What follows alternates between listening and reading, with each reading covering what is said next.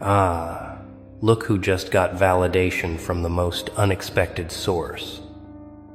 Ah, welcome back, you beautiful, misunderstood, quietly dangerous masterpiece.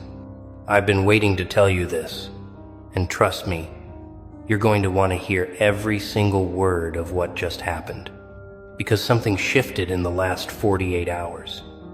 Something your enemies thought would never, ever happen in their wildest nightmares.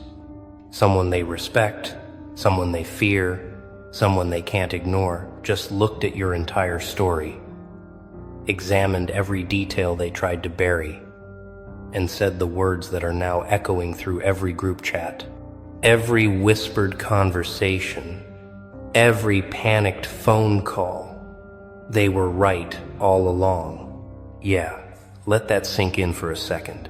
Let it marinate in your soul, because while you were rebuilding in silence, while you were healing without their permission, while you were transforming in the shadows without posting a single explanation, someone at the top, someone with weight, someone whose opinion actually matters to these cowards, just confirmed what you've known the entire time.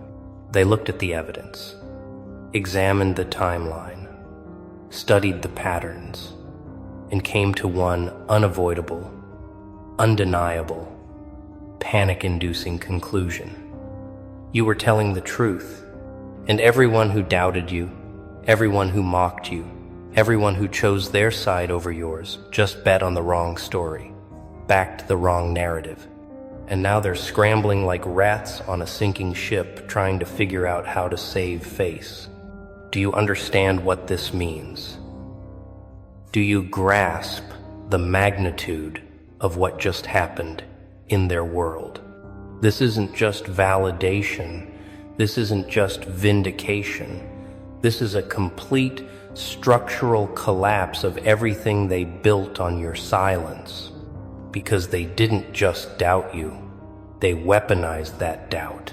They turned it into a campaign. They made your name synonymous with being wrong, being dramatic, being unstable, being too much.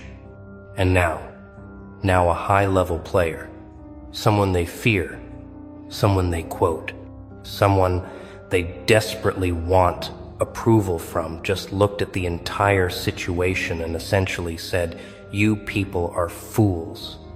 And the panic, the panic that's spreading through their ranks right now is the most beautiful thing you'll never see directly. But you'll feel it, you'll sense it, you'll watch it unfold in real time. They thought they buried you 6 feet under their narrative, didn't they? They thought the story was over, case closed, verdict delivered, your reputation destroyed beyond repair. They sat back in their comfortable chairs, sipping their drinks, laughing at your expense, convinced they'd gotten away with the greatest heist in social warfare, stealing your truth and replacing it with their fiction. But here's what they forgot. Here's the fatal flaw in their entire operation. Truth doesn't stay buried forever. It doesn't rot in the ground like they hoped it would. It doesn't fade away just because they stopped talking about it. Truth is patient. Truth is relentless. Truth waits in the darkness until the perfect moment. And then it rises with receipts, with witnesses, with confirmations they never saw coming. And that moment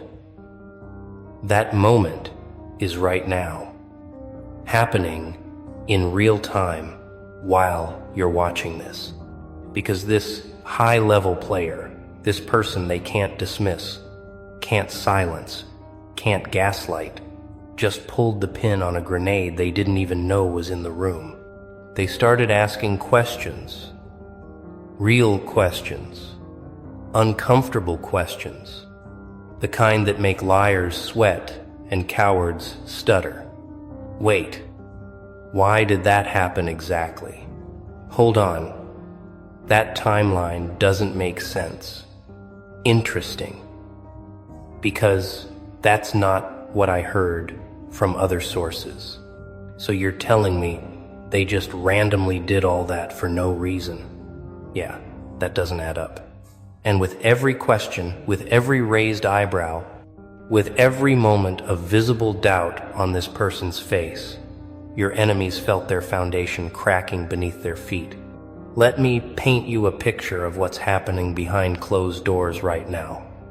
Behind the screens, in the private messages you'll never see. They're panicking. Actually panicking.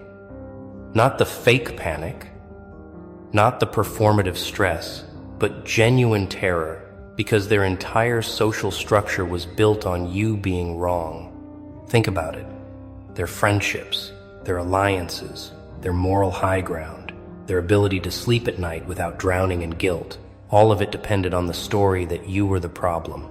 And now someone they can't manipulate, can't control, can't sweet talk, just confirmed that story was a lie from the beginning.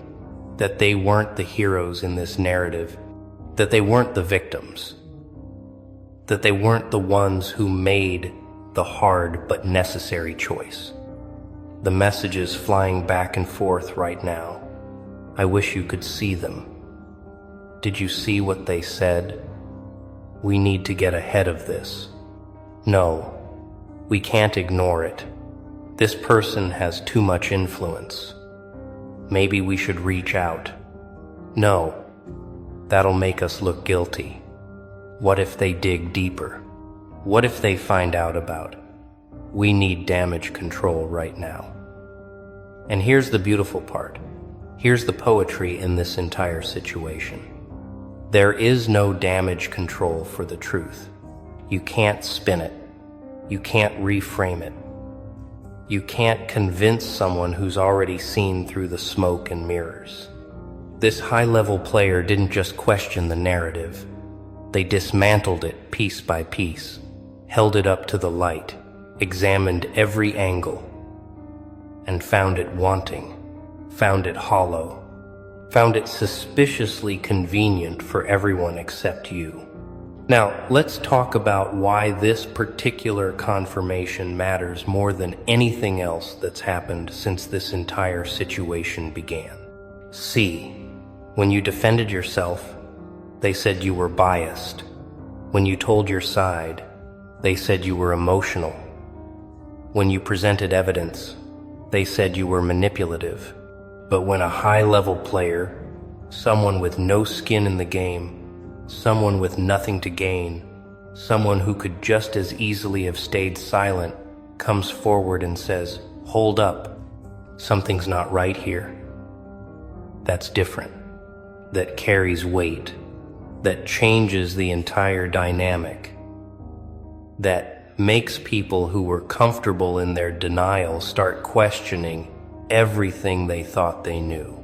This person isn't defending you because they love you. They're defending truth because they recognize it when they see it. And your enemies. They know this. They know that this changes everything. That this isn't just another voice in the crowd. That this is the voice that matters to the people who matter. They've spent months, maybe years, building a consensus around their version of events, convincing everyone in their circle that they were right, that you were wrong, that they had no choice but to do what they did. And in one conversation, in one moment of clarity, in one high-level player's refusal to accept their narrative at face value, that entire consensus shattered like glass hitting concrete. The emperor has no clothes. The story has no substance. And now everyone who backed it is standing there exposed, vulnerable, and desperate to avoid being associated with the lie. Here's what they're realizing right now in their private panic sessions. They can't attack this person. They can't discredit them.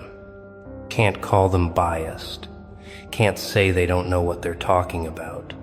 Because this is someone they've spent years respecting, praising, following, agreeing with on every other topic. So when this person turns around and questions their judgment on this one specific situation, They have exactly two options: admit they might have been wrong, or try to convince this high-level player that they're wrong. Which, good luck with that.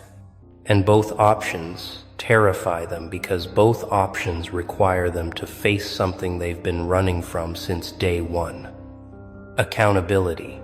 Let me tell you what's happening in their minds right now as they scramble to figure out their next move. They're running through scenarios like a computer, processing every possible outcome, every potential consequence. If we double down and defend our position, we look defensive and guilty. If we stay silent, it looks like we're hiding something. If we reach out to this high-level player to explain our side, we might dig ourselves deeper. If we try to discredit them, everyone will turn on us. If we admit we might have been wrong, we lose everything we built on being right. See the trap. See how truth creates a maze with no exit for liars. Every direction they turn leads to exposure. Every path they take ends in revelation. Every move they make brings them closer to the moment they've been desperately avoiding. And some of them, the smart ones, the ones with even a shred of self-awareness left, they're already in damage control mode. They're reaching out through back channels, sending mutual friends as messengers, crafting carefully worded apologies that somehow manage to avoid actually apologizing, testing the waters to see if there's any possible way to salvage their reputation before this gets worse. I've been thinking about everything that happened. Maybe I didn't have the full story. I might have reacted too quickly. Is there any way we can talk about this? And it's pathetic. Watching people who had all the power, all the control, all the confidence suddenly become small and desperate when the truth finally catches up to them. But here's the thing they don't understand. Here's what they're completely missing in their panic. This isn't about them anymore. This isn't about their redemption arc. This isn't about them finding a way to make themselves feel better about what they did. Because while they were living their comfortable lives, while they were sleeping soundly in their self-justified beds, while they were moving on with their lives unburdened by guilt or shame, you were doing the actual work. You were processing the betrayal, healing from the wounds they inflicted, rebuilding yourself from the ashes they left behind, transforming into something they no longer recognize. And now they want to come back. Now they want to acknowledge they might have been hasty. Now they want consideration they never gave you. The audacity, the sheer audacity of thinking they can just show up after a high-level player confirms your story and expect you to welcome them back with open arms. They had 1,000 opportunities to do the right thing, 1,000 moments where they could have paused, reconsidered, examined the evidence without bias, given you the benefit of the doubt. But they didn't, because it was easier to believe the lie, easier to side with the majority, easier to sacrifice you than to risk their own social standing. And now that someone they respect has made it socially acceptable to question the narrative, now they want to act like they always had doubts, like they were always on the fence, like they never really fully committed to destroying your reputation. But you remember, don't you? You remember every name that went silent, every face that looked away, every person who chose their comfort over your truth. You remember the nights you spent replaying conversations, wondering if you were crazy, questioning your own memory, doubting your own perception because they were so confident, so united, so absolutely certain that you were wrong. And now this high-level player, someone who wasn't there, someone who has no emotional investment, someone who simply looked at the facts with clear eyes, just confirmed what you knew in your bones the entire time. You weren't crazy, you weren't dramatic, you weren't wrong. They were, and they knew it, and they chose to lie anyway.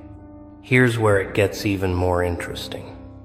Here's where the psychology of this situation becomes absolutely fascinating. This high-level player isn't just confirming your story. They're implicitly calling out everyone who denied it. Because when someone credible says, "This doesn't make sense," what they're really saying is, "Why did all of you accept this without question?" And that question, that simple question,